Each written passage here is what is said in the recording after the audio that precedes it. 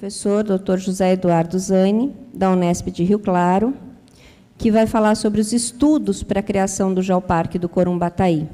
Boa tarde a todos.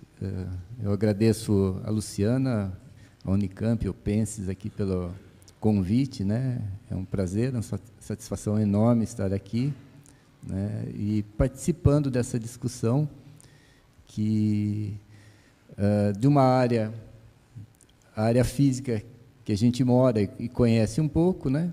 E vai tentar passar um pouco disso para vocês, né? E dessa área de conhecimento, dessa nova fronteira de conhecimento que a gente está participando aqui, aprendendo bastante e tentando, na universidade, estar formando grupos e trabalhando mais especificamente nesse ponto.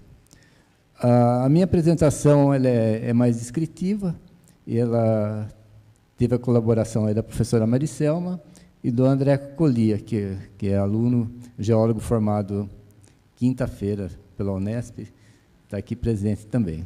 Tá? Bom, então,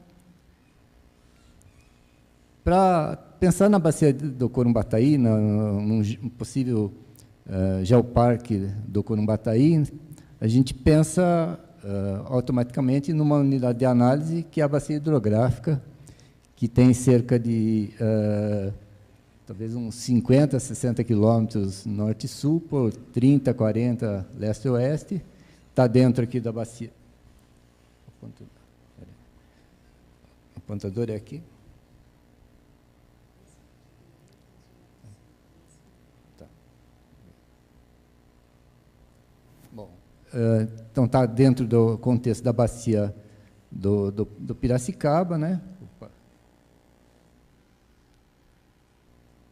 Da bacia do Piracicaba, tem que ser meio preciso aqui com o botãozinho, e tem o rio Corumbataí, o rio Cabeça, Passa Cinco, e o Ribeirão Claro, né? E as cidades de Rio Claro, Itirapina, Analândia, Corumbataí, Charqueada, Ipeúna, e Piracicaba, e Santa Gertrudes. Certo, Chicão? Bom, a bacia do Corumbataí, só para contextualizar, né, ela está dentro desde a divisão geomorfológica do Estado de São Paulo, entre a província da Depressão Periférica e a província das Cuestas Basálticas, né, na zona do Médio Tietê. Então, um mapa de relevo mostrando a região das cuestas, né, e a bacia pega desde a área de cuestas até a depressão periférica. Então, esse é um estudo mais atual, que trabalha com relevo, e, comparativamente, eu coloco um estudo mais clássico aqui, que é um perfil clássico do relevo do Estado de São Paulo, do professor Absaber. Bom, no contexto geológico, a bacia do Corumbataí, ela pega desde as rochas paleozoicas da bacia do Paraná, rochas mesozoicas, né, e os basaltos e as rochas cretácicas terciárias aqui do reverso da cuesta, né. Então, depois eu vou falar mais um pouco do contexto geológico, que acho que é o pano de fundo para a gente entender e onde estão instalados, né, vamos dizer assim, os patrimônios geológicos, os possíveis, os candidatos a sítios, geossítios da região. Tá? Bom, começando pelos patrimônios naturais geológicos, que a gente assim denominava, né? Então, uma denominação que pode ser mais geral, a gente poderia listar uma série de possíveis geossítios, patrimônios naturais e geológicos, as cuestas e os morros testemunhos, os próprios recursos hídricos, num contexto mais específico, as cavernas, grutas ou cavidades naturais, as formações geológicas, os jazigos fossilíferos e os sítios arqueológicos, né? Então, o que a gente listou aqui, que poderiam ser considerados ou locais que podem ser possíveis geossítios. As cuestas e os morros testemunhos, eles estão associados à faixa de cuesta arenito-basáltica, aqui, que pega desde a Serra de Itaquiri, Serra de Santana, Serra do Cuscuzeiro, Morro Grande, aqui no limite, são serras que dividem, formam os divisores de águas da bacia, né, que pegam cotas de 850 metros na Serra de Santana, que é na subida da Serra de Santana, Serra dos Padres, e até mais que 1.000 metros na Serra de Itaquiri, na Serra do Cuscuzeiro e no Morro Grande. Tá? Então, é um desnível considerável, em torno de 200, 300 metros, e que mostra e forma essa expressão do relevo, né, um destaque no relevo regional.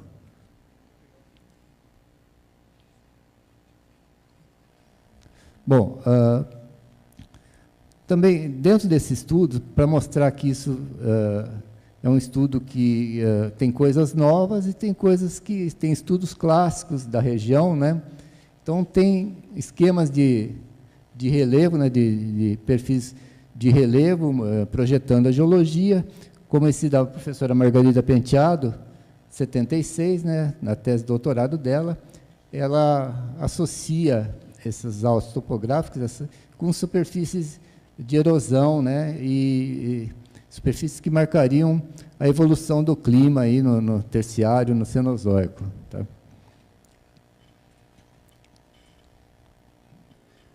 E trabalhos mais recentes, esse aqui é de uma tese de doutorado de uma aluna que defendeu quinta-feira, né, então, onde ela fez uma proposta de classificação automática de relevo, né, comparando os parâmetros vistos no campo, né, com as ferramentas automáticas, né? Então, aquela coisa sempre uma análise crítica, então um produto mais novo, né, que não deixa de ter toda a análise, todo o conhecimento específico da área, né? Não pode automaticamente, só automaticamente não dá para fazer nada, né? Então tem que ter uma análise crítica e um conhecimento junto. Bom, as cuestas e os morros testemunhos, né, são elementos bem marcantes no relevo e na paisagem da região, e tem todo o aspecto científico, a beleza cênica, uma biota associada e o potencial hídrico, né, que forma os mananciais, a série de nascentes da bacia do Corumbataí e a área de recarga do aquífero Guarani, né? Então, também essa área ela está na APA Corumbataí e APA Piracicaba, duas APAs que foram definidas, né, e são áreas que têm uma regulamentação, ainda acho que estão por se regulamentar. Bom, essa área é a área de cuestas, como aqui da Serra de Itaquiri, né, é uma área que tem uma paisagem bem marcante, bem bonita, né, então, onde afloram os arenitos da formação Botucatu. Então, toda essa expressão do relevo seria um elemento bem interessante de se estar estudando cada vez mais, entendendo essa feição do relevo. Então, também associado a isso, tem os relevos residuais, ou morros testemunhos, esses bem clássicos, próximo da cidade de Analândia, que é o Morro do Camelo e do Cuscuzeiro, né, que são remanescentes aí dessa superfície erosiva mais alta aí, e são feições bem interessantes, né, que, inclusive, são o cartão postal de Analândia, é um atrativo turístico bem interessante, onde tem visitação, o pessoal escala, né, tem um certo interesse por essas áreas. Bom, dos recursos hídricos e quedas d'água, né, então, esses rios principais, Corumbataí, Cabeça, Passa Cinco e Ribeirão Claro, eles também podem ser considerados um atrativo, né, que são rios que o pessoal da região vai muito pescar, né, então vai passear, são os mananciais que abastecem principalmente as cidades da região, né? Rio Claro e Piracicaba depende desses mananciais. Então, também é colocado aqui esse tipo de importância aliada a esses recursos hídricos. Bom, as quedas d'água que se formam tanto na faixa de Cuestas, né, então as quedas bem altas, né, como essa do Ribeirão da Lapa, na Serra de Itaquiri, e corredeiras associadas às rochas básicas, principalmente as intrusivas básicas, como essa corredeira do Rio Cabeça, aqui próximo da confluência com o Rio Passa Cinco. Tá? Bom, as cavernas, grutas e abrigos, né, então, são feições ou elementos bem marcantes e frequentes aí na Serra, tanto na Serra de Itaquiri como na Serra do Cuscuzeiro, né? Então, e elas são objeto de investigação há muito tempo, né? Desde o espeleólogo aqui, o Guy Collet, que fez vários trabalhos, né? Tem um levantamento que foi feito pela empresa Engea, acho que nos anos 80, e o grupo de espeleologia de Rio Claro, EGRIC, que tem alguns membros aqui, que tem trabalhado bastante nisso, inclusive tem descoberto algumas grutas novas, né? Então, tem feito algumas investigações e algumas descobertas. Tá? Bom, essas grutas, elas têm, como eu falei, têm sido mapeadas por esse grupo, né? Então, tem feito esses levantamentos. Essa aqui é uma das grutas mais famosas, que é a Gruta do Fazendão, na Serra de Itaquiri, né, que tem um desenvolvimento de cerca de 200 metros e tem salões fantásticos, né? Então, dentro dessa Gruta do Fazendão, tem um salão, acho que é Salão da Baleia, né, Vanderlei? Que você entra dentro de uma duna. Então, a superfície, o topo da gruta, né, é a forma de uma duna, e a parte abatida é a parte de baixo. Então, você praticamente entra dentro de uma duna, uma coisa fantástica você ter essa sensação, né, e ter esse tipo de observação nesse local.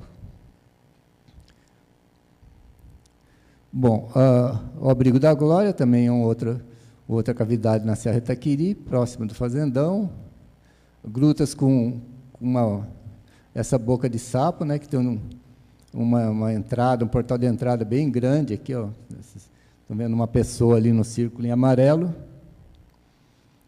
E dentro dessas grutas, abrigos, algumas evidências aí já começa a cruzar com outro item de análise, que são os registros arqueológicos, né? Então, o abrigo do Alva na Lândia, com alguns riscos ou desenhos feitos no arenito, essa outra da Toca do Índio, que tem umas pinturas rupestres. No final, tem um vídeo de 4 minutos, onde o pessoal do EGRIC foi lá com a IPTV, né, e tem a descrição de um arqueólogo mostrando essas feições. E tem algumas pinturas rupestres modernas aqui que não são muito agradáveis, né, então, são indesejáveis.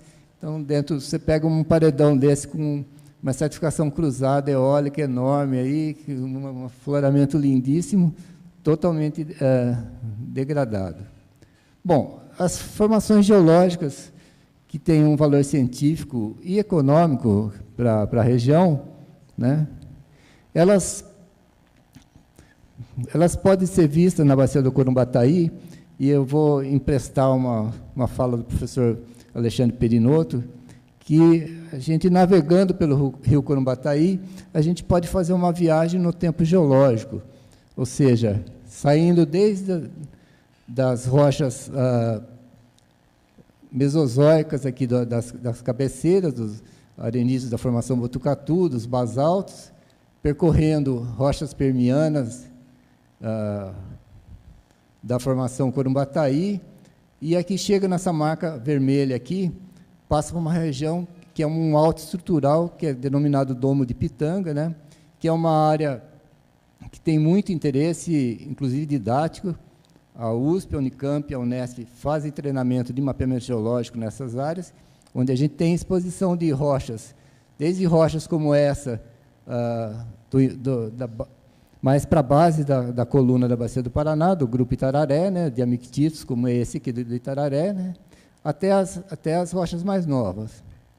E daí, em direção à foz do Piracicaba, voltam a aparecer as rochas mais novas até a formação Corumbataí. Então, mostrando esse alto estrutural, né, que é uma área que tem um grande interesse científico e um grande potencial para a formação de geólogos e outros profissionais.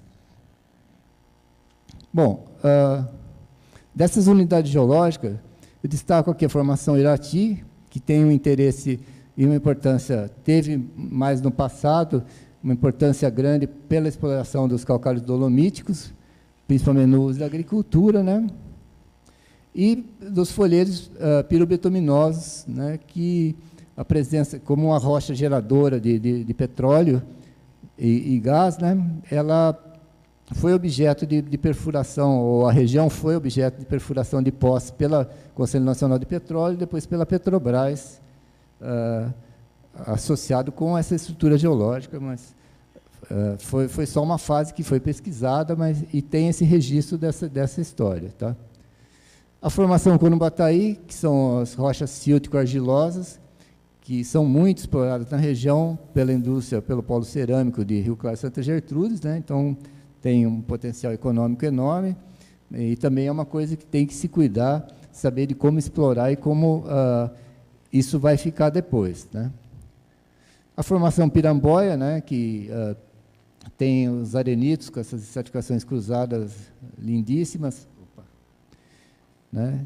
E também é uma área que tem exploração de areia industrial, por ser uma areia com baixo teor em ferro, então, geralmente para vidro ou para molde de fundição, ela é explorada também. Opa, acho que eu desliguei.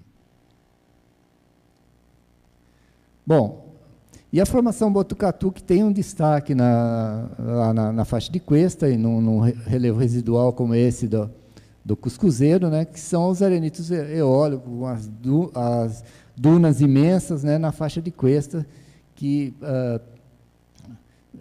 são uma marca bem registrada dessa faixa de cuesta. A formação Serra Jaral aparece na forma dos basaltos, no alto da serra, e alguns corpos de diabásio na região, nas proximidades de Rio Claro, nos fundos de vale, aí, também tem algumas explorações, principalmente para a brita. Bom, associado com essas unidades geológicas, nós temos alguns jazigos fossilíferos. Tem fósseis em várias unidades. A gente destaca aqui os fósseis da formação Irati e Corumbataí. Aqui. Então, tem muitas ocorrências fossilíferas, inclusive tem um livro, Fósseis da região de Rio Claro, aqui do Simões e Fittipaldi, 92, que mostram vários registros que hoje até são muito difíceis até de achar, sabe? Então, são áreas que foram levantadas antigamente pelo DNPM, por outros pesquisadores. Então, tem uma riqueza paleontológica muito grande para a região. Na formação Irati, são os mesossaurídeos, né, que eles são, para esse registro, ele é muito importante, que ele marca uma das evidências da ligação da América do Sul, do continente americano e africano, né, no Permiano, né? Então, liga com outras formações que ocorrem tanto aqui no Brasil, a Irati, como no Uruguai, e a formação na África do Sul, outra formação geológica que é correlacionada, se a gente juntar os continentes, seriam formadas na mesma época e com esses fósseis bastante semelhantes. Tá? Então, aqui, alguns exemplares, que são fotos do Museu de Paleontologia e Estratigrafia da Unesp de Rio Claro, o Mesossauros, ou Sterosternotúmidos, que é um réptil bem característico da região, e esses fósseis são encontrados nas pedreiras, lá, então, com uma certa frequência. As conchas fósseis, principalmente na formação Corumbataí, né, na forma de coquinas ou conchas isoladas, troncos fósseis também, na formação Corumbataí, não são tão difíceis de encontrar, e tem algumas áreas que, nesse livro do Fittipaldi, registram esses jazigos fossilíferos. Bom, também os sítios arqueológicos, saindo um pouco da área geológica, mas não saindo tanto, que ocorre ao longo da bacia do Corumbataí uma série de sítios arqueológicos que foram estudados por alguns pesquisadores, e na própria Unesp de Rio Claro, esses dois professores aqui, Tom Miller e Fernando Altenfelder, né, eles eram do Departamento de Antropologia da antiga FAF, que é a atual Unesp, né, e alguns trabalhos da professora Maria Beltrão, aqui, do Museu Nacional do Rio de Janeiro. Então, é uma área que tem bastante interesse, e a gente, andando por lá, tem esses pontinhos onde tem os registros dos sítios catalogados e marcados no IFAM, né? E andando com os alunos durante os mapeamentos geológicos, não é difícil eles estarem encontrando alguns artefatos arqueológicos, principalmente os artefatos líticos, né? Aí acho que tem uma relação muito forte com a geologia da área, né? A formação Irati, ela é muito rica em sílices, né? Então tem e o sílice era um material preferencial para a confecção desses projéteis, desses materiais, tanto os sílices quanto esses utensílios eram feitos com diabásio, né? Os diabásios da região.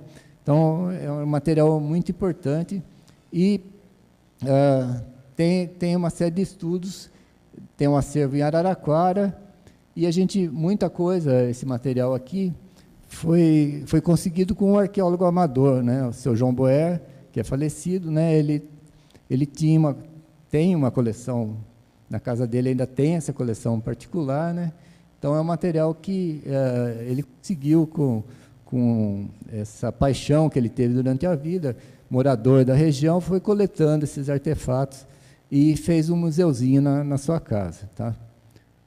Bom, então, só repassando, né, tem artefatos belíssimos, né, muito bem feitos aí, é uma coisa muito, né, artesanal, né. Eu já tentei quebrar um sílice batendo uma pedra na outra, só fiquei com dor na mão, né, mas acho que tem que esquentar, tem toda uma técnica, e acho que eles eram um pouco mais fortes que eu, né. Bom, algumas coisas que estão ocorrendo para a geoconservação, né, e a professora Glória estava aí, o professor Alexandre, que faz parte dessa comissão, esses trabalhos do IG, que a professora Glória falou que está terminando esse inventário, tem esses registros de 11 geossítios na região, muitos em cima do que eu já estou repassando, né, então já são estudos que estão em curso. A professora Glória, não sei se está aqui agora, mas ela falou que estavam concluindo o estudo e estava repassando isso para o Instituto Geológico.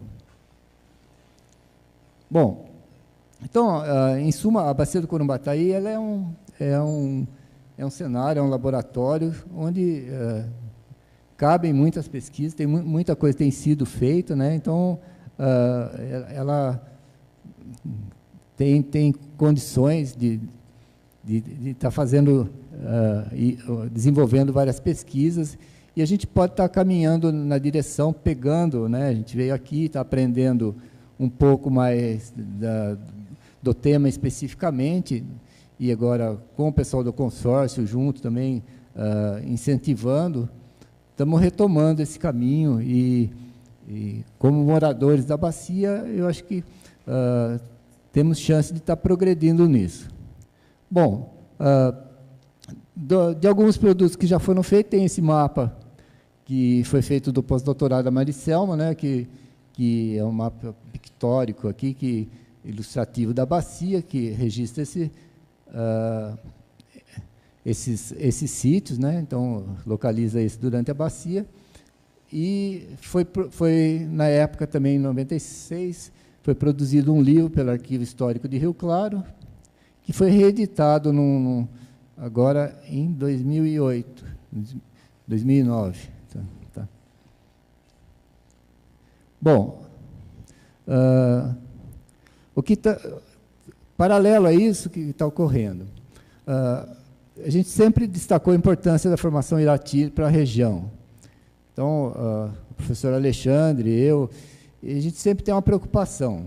Quando as pedreiras de calcário acabarem e não tiverem mais, como vai ser, né? Como isso vai ficar preservado, né? Esse conhecimento científico, histórico, vai ficar preservado. Então, estamos trabalhando a Unesp, a prefeitura e o empresário com uma proposta de elaboração de um parque geológico lá no Distrito de Assistência, município de Rio Claro, e parece que a coisa está caminhando bem, pelo menos para chegar na configuração final, para a gente poder buscar recursos para dar mais elementos para esse parque.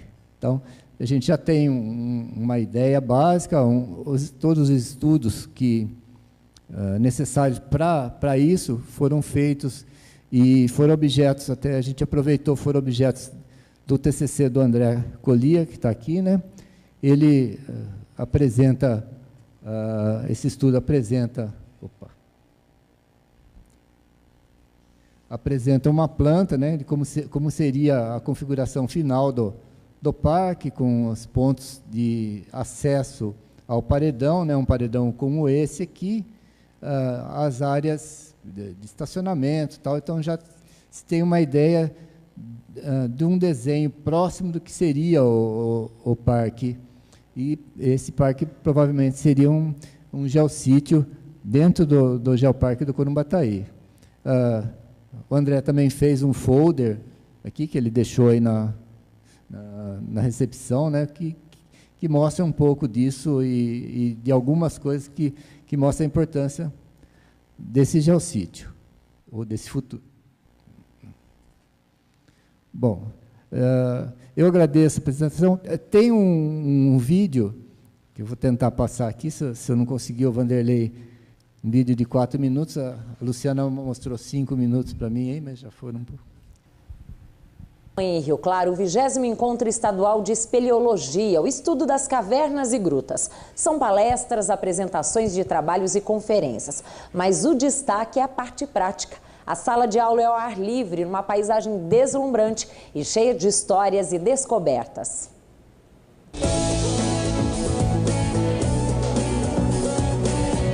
Abrir caminhos para novas descobertas. As enormes paredes de pedra em Analândia oferecem muito mais do que turismo de aventura. Com um olhar atento dá para perceber os buracos na rocha. São grutas, repletas de beleza e história.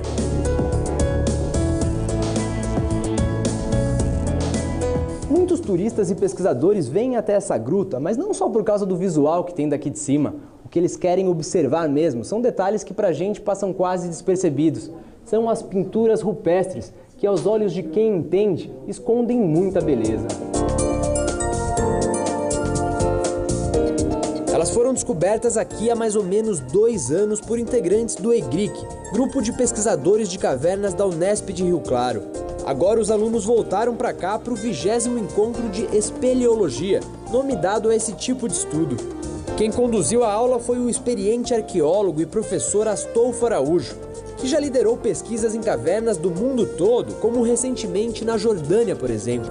Um lugar como esse, ele já foi visitado por gerações e gerações de homens pré-históricos, vamos dizer assim, né? Ou seja, os antepassados dos índios, né? E nossos antepassados também. Com certeza, por volta de 7.500 anos, a gente sabe que tinha gente morando por aqui. Não sei se neste lugar específico, mas nós sabemos. Alguns dos abrigos eram usados, por exemplo, para fazer pinturas. O objetivo dessas pinturas, a gente nunca vai saber se tinha um objetivo mítico, no caso, se era um tipo de uma igreja, vamos dizer assim, né? Ou se era um local onde eles faziam alguns rituais de vez em quando. E não é que com a ajuda dele fica até mais fácil perceber as figuras? Essa aqui eu me arrisco a dizer que eu consigo interpretar. Parece talvez um veado, um gado. Dá pra perceber que é um animal, as patas aqui, né? Acertei? Sim, eu acho que sim. Realmente, aqui tem as 2 orelhas, a cabeça, o pescoço, o corpo gordinho, né? As patas traseiras e as patas dianteiras, né? Então, provavelmente um veado, né? E o bacana é que ele tem, isso não é uma coisa muito comum, o contorno dele é duplo, ele tem o branco e vermelho. Não é comum de modo geral, né? E para o estado de São Paulo, então, a gente tem pouquíssimas informações. Então, assim, esse abrigo aqui é uma super descoberta para a gente, né? Quem veio para aprender também estava ali com os olhos atentos a cada detalhe. E a sala de aula de vocês, vamos concordar que é bem mais bonita, né? Com certeza, eu não poderia pedir uma sala de aula melhor. E espero que o grupo honre esse legado, porque é importante para a conservação e até para o desenvolvimento também do turismo da região. Não sei, chamar mais atenção para a importância e para o pessoal não depredar também. Eu acho que é importante mostrar isso. Está sendo agora desenvolvido o plano de manejo para a gente poder conservar cada vez mais esse local, né? Não perder tudo que conseguimos conquistar até hoje, essas descobertas também fantásticas. E as visitas em vários locais, não somente aqui na cidade, são só monitoradas. Então tem que procurar para os guias na cidade para poder fazer as visitas nos locais. E isso ajuda a conservar, a preservar o local, né? Agora, se for para comparar com as galerias de arte modernas, o estilo tudo bem, pode ser diferente. Mas afinal, obra de arte boa é aquela que te faz pensar, certo? Foi bem importante para a minha formação, que eu não aprendi muito isso na minha graduação. Como a sociedade era, como a gente é e como as pessoas daqui muitos anos, milhões de anos, sei lá, 1000 anos, vão estudar a gente. Você refletir tudo que o mundo é.